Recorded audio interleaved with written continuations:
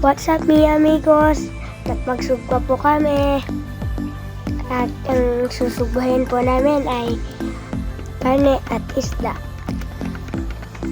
Si Kian Luis nagpapaypay ng malakas para makapadali kasi gutom na siya.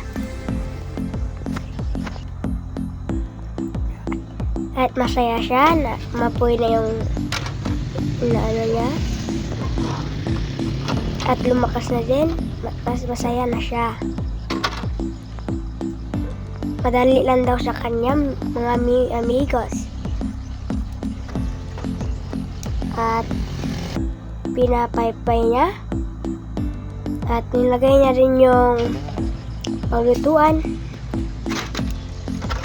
At hihintayin na din ang karne at isda.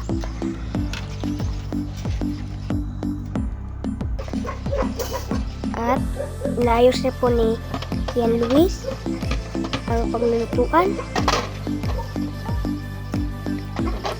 Naayos niya. Napaypay ulit. Napaypay. Naayos niya pa rin ulit. Kian Luis ang paypay.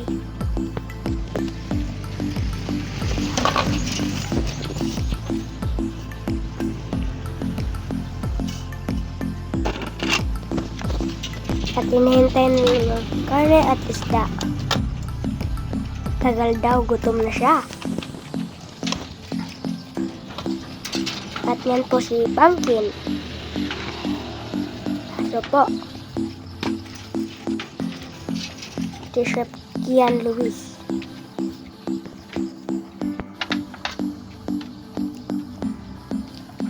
At pinapaypay niya. May electric pan na lumabas. Lumakas ang apoy.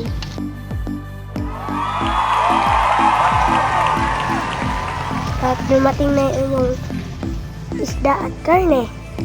At ilagay niya. Masaya na siya kasi nandito na yung isda at karne. Ipisto niya pa. Hintayin niya yung isda. At nilagay niya din yung isda sa lalagyan. At nasuba na po. At pinapaypay niya para mapapadali. At malapit na po maluluto yung isda at karne. Pinapaypay niya ulit.